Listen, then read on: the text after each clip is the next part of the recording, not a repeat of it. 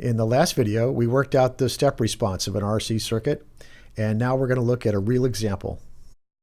This is the step response, the total response to our circuit to a step input. And what does this look like? So I'm going to move down a little bit.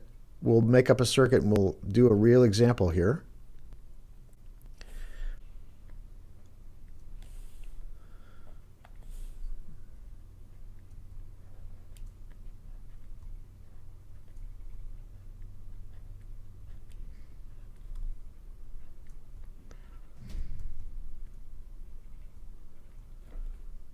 Let's say we do a step, and the step goes from 0.2 volts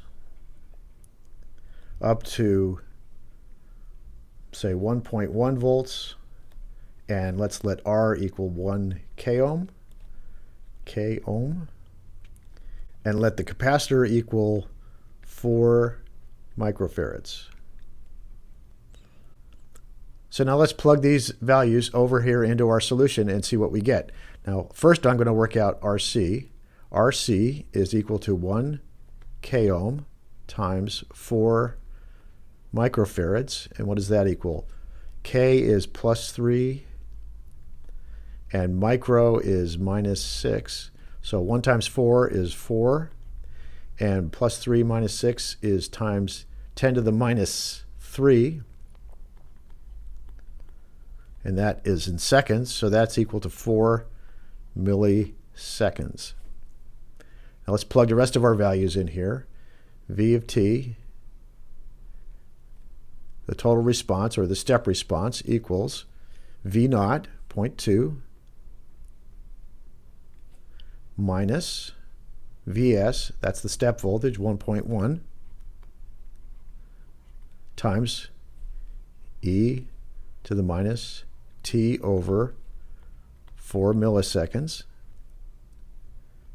plus Vs. Vs is 1.1.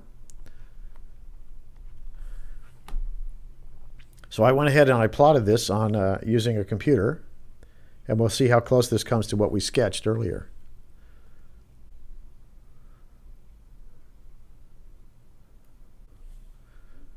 So here's Vt,